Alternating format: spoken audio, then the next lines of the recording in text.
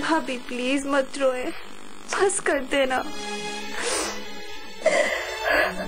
भाभी प्लीज चुप कर जाए ना।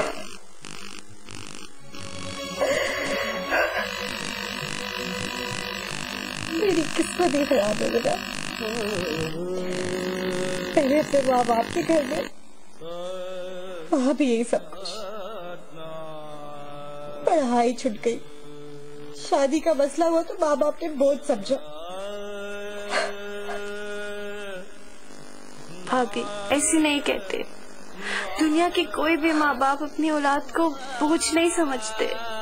समझा बेटा, समझा। मेरे माँ बाप ने मुझे बोझ समझा, वरना तुम लोगों के सामने ही कभी उन्होंने मेरी खबर के लिए फोन किया? मगर भाभी आपने भी तो कभी कांटेक्ट करने की कोशिश नहीं की ना।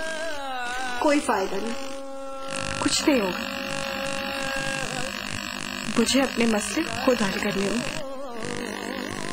तुम सब कितने अच्छे हो, जिमरान भाई, फारिस, और मेरी किस्मत में असद। तुम लोग असद को जानते हो ना, वो कैसा है। अगर मेरी किस्मत अच्छी होती तो। ऐसा नहीं कहें भाभी, प्लीज चुप कर जाए। दुआ करें अल्लाह ताला सब ठीक कर देंगे। ठीक ना भी हो तो मुझे सब्र ही आ जाए, वो भी तो नहीं आता।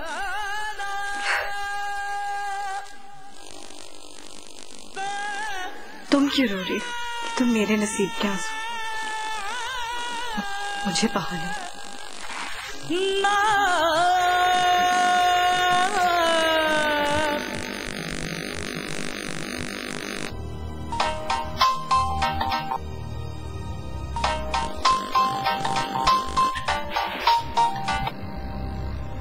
संदल, असद, तुम इस वक्त खैर तो है ना?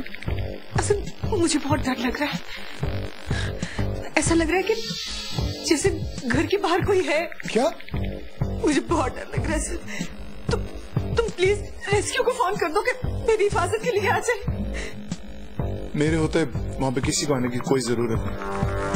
तुम हिम्मत से काम लो, मैं आ रहा हूं।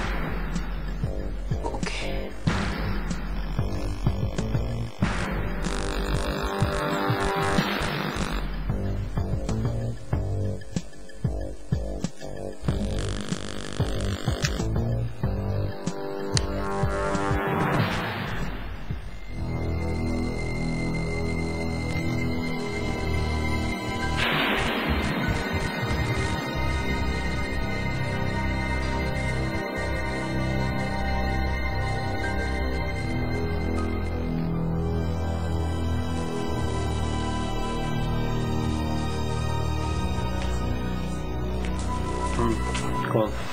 असद था।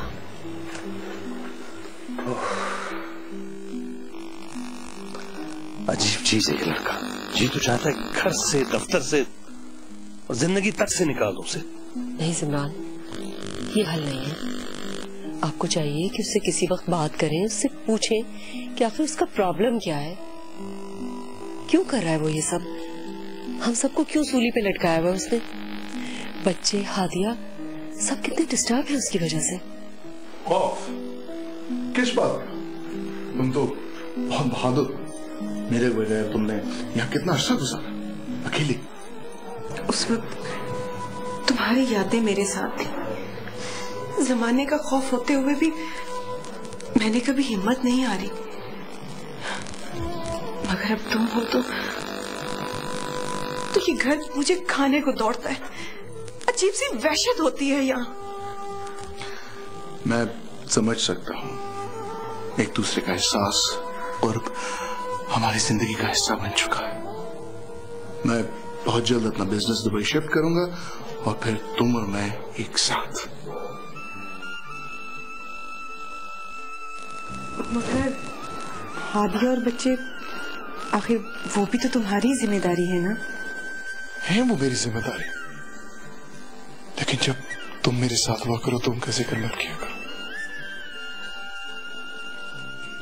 अभी तो मुझे जी भर के प्यार करने दो।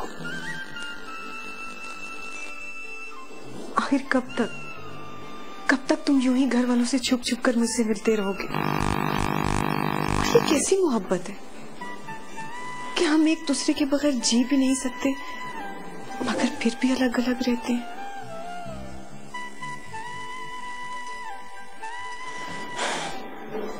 देखो असद, भी वही कहलाती है जिसका मकाम खानदान में हो। तुम लाख हादिया को बुरा भला कहो, मगर वो तुम्हारे घर पर है, तुम्हारे रिश्तों की पनाह में। मेरा वो मकाम कभी नहीं बन सकता।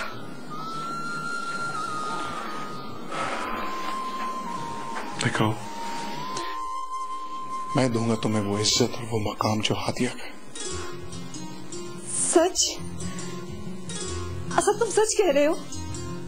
यकीन करो, मैं तुम्हारे सब घर वालों की खिदमत करूंगी, हादिया और बच्चों की नौकरानी बनकर किसी भी कोने में पड़ी रहूंगी। बस मुझ पर इतना एहसान कर दो कि मुझे वहीं ले जाओ जहां तुम्हारा पूरा खानदान है। संदल, मैं तुमसे वादा करता हूँ, बहुत जल्द मैं तुम्हें अपने घर ले जाऊंगा। मैं बहुत खुश हूँ असद, बहुत खुश, क्योंकि मेरा ख्वाब पूरा होने वाला है। मुझे यकीन तो था कि तुम मुझसे मोहब्बत करते हो,